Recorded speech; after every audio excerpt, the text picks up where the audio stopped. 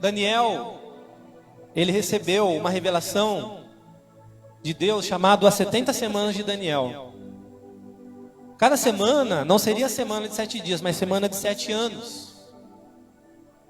Então, essas 70 semanas, elas dão um total de 490 anos. E aí Deus disse para Daniel o seguinte: olha, Daniel, de você, desse dia que você está recebendo a revelação, até a morte do ungido, vão se passar 69 semanas,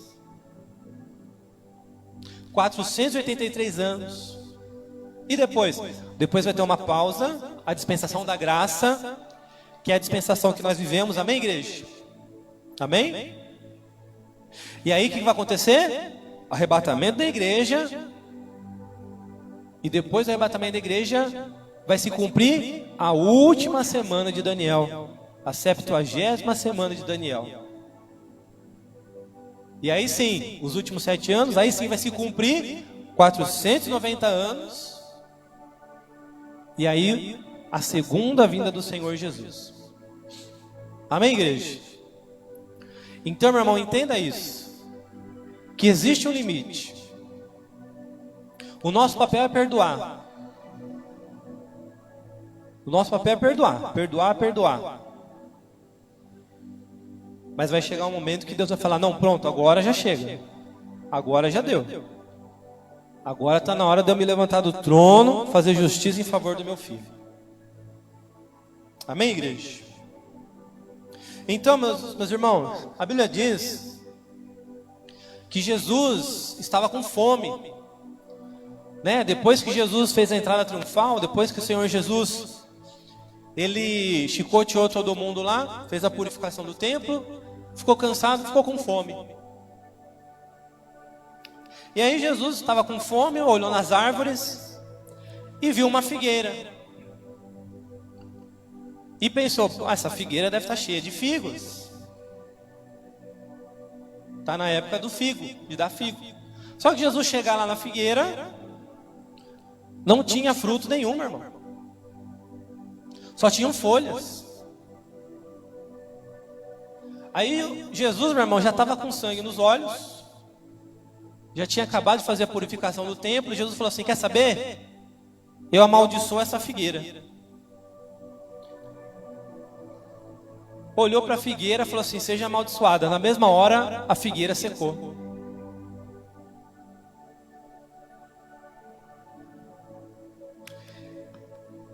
E aí, meus irmãos, essa figueira representa cada um de nós. Essa figueira, ela faz parte já agora do terceiro chamado de Jesus. O primeiro chamado: vinde a mim, todos estáis cansados e oprimidos, e eu vos aliviarei. O segundo chamado: quem quiser vir após mim, tome sua cruz, negue-se a si mesmo, tome sua cruz e siga-me. E agora, meu irmão, já estamos no terceiro chamado. Marcos 16, o que diz? Ide por todo o mundo, pregai o evangelho a toda criatura. Quem crer e for batizado será salvo, quem não crer será condenado. E os sinais acompanharão aqueles que creem. E em meu nome curarão os enfermos, expulsarão os demônios, pisarão na cabeça de serpentes e escorpiões. Se tomarem algo mortífero, não vos fará dano algum. Amém, igreja? Então, meus irmãos, nesse terceiro chamado, Jesus está falando para nós, que somos as figueiras: olha, chegou a hora de frutificar. Eu estou com fome. Eu investi em você, plantei, reguei, agora eu quero colher alguma coisa. Amém, igreja? Amém? Então, quais são os frutos que o Senhor Jesus quer de nós? Me pergunte quais. Quais são os frutos? Intimidade com Deus, relacionamento diário com Deus, com o Senhor Jesus, com o Espírito Santo de Deus, novo nascimento. Tudo isso que eu estou falando, irmão, são frutos que o Senhor Jesus quer de nós.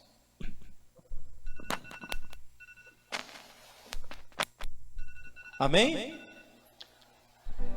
Então, tudo isso que eu vou falar agora são frutos que nós precisamos dar, meu irmão. Porque chegou a hora de frutificar. O Senhor Jesus já investiu em nós. Já nos plantou na casa dele. Tem regado com o seu Espírito. Tem nos alimentado com a palavra. Temos crescido. Amadurecido. E agora? Agora Jesus quer colher frutos de nós. Intimidade, relacionamento, o novo nascimento, santificação. Já expliquei sobre isso. Humildade, autocrítica, meu irmão.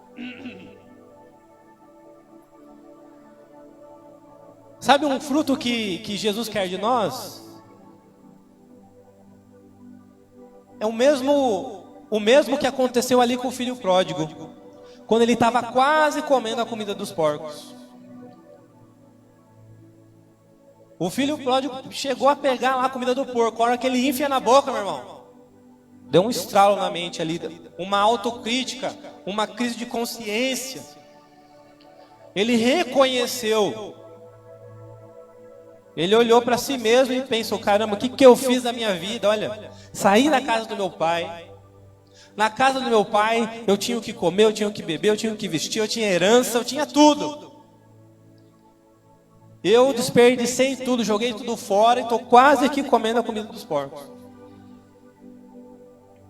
Então o Senhor Jesus quer de nós esse tipo de fruto, meu irmão, o fruto da consciência, da autocrítica, essa autoanálise. Será que eu estou agradando a Deus com o meu comportamento? Será que eu estou agradando a Deus com as palavras que saem da minha boca, com as roupas que eu estou vestindo, com aquilo que eu estou postando na internet, com os meus relacionamentos? Será que eu estou sendo imitador de Cristo? Então nós precisamos dar esse tipo de fruto, meu irmão. Precisamos ter a mente de Cristo.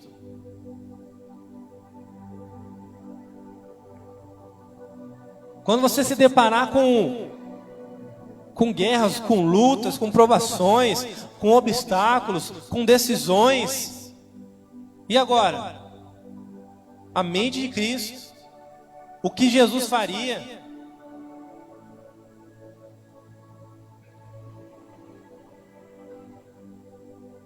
A tempestade se levantou. O que Jesus faria? O Lázaro morreu. O que Jesus faria? Só tem 5 pães e 2 peixinhos. O que Jesus faria? O diabo se levantou. O que Jesus faria? A mente de Cristo, meu irmão. O fruto, outro fruto, o fruto do perdão. Precisamos perdoar, precisamos liberar o perdão. O maior beneficiado somos sempre nós mesmos. Quando nós perdoamos, aliás, quando nós não perdoamos, Deus também não pode nos perdoar dos nossos pecados.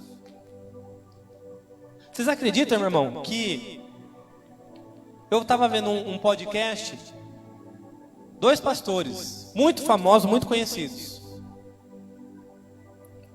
Estavam lá conversando, falando, daqui a pouco, o dono do podcast lá, também uma pessoa muito famosa, um coaching gospel, só fala de riqueza. Ele perguntou para os pastores: olha, deixa eu fazer uma pergunta. Tem como perder a salvação? E os dois pastores muito famosos, meu irmão, a igreja de um tem 25 mil pessoas, 30 mil pessoas. O outro está bombando na internet, em tudo que é lugar.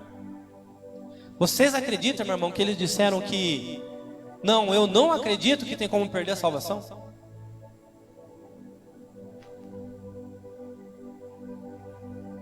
Que a única maneira de perder a salvação é através da apostasia? Ou seja, é a pessoa indo embora da igreja e nunca mais voltando?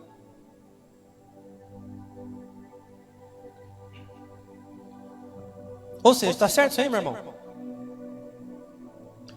Ou seja, não é à toa que a igreja do pastor lá está 25, 30 mil pessoas no engano, meu irmão. O que adianta?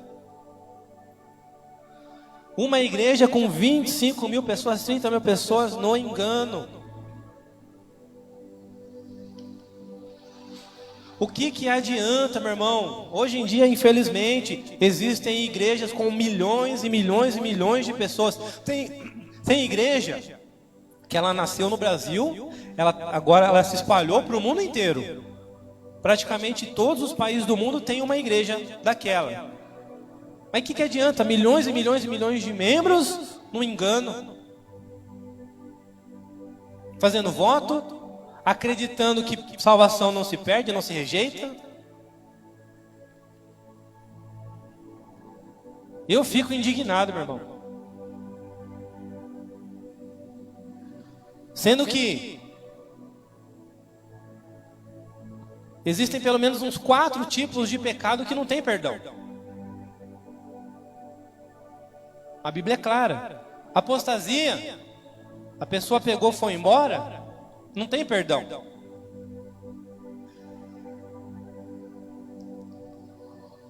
Blasfêmia contra o Espírito Santo, não tem perdão. O que é blasfêmia contra o Espírito Santo? O Espírito Santo fez um milagre na sua vida, você fala assim, foi o diabo. Não foi Deus, Deus nunca me deu nada, foi o diabo. Blasfêmia contra o Espírito Santo. Se você não libera o perdão, Deus não pode te perdoar os seus pecados. Se você não está sendo perdoado, o que vai acontecer depois da morte? Condenação eterna, meu irmão.